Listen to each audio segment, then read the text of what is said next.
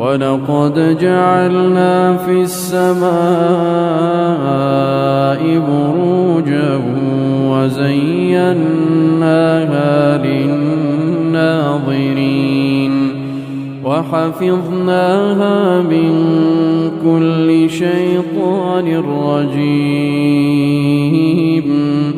إلا من استرق السمع فأتبعه شهاب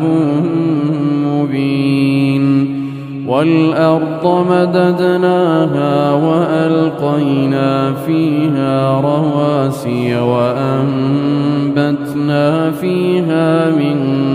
كل شيء موزون وجعلنا لكم فيها معايش ومن لستم له برازقين وإن من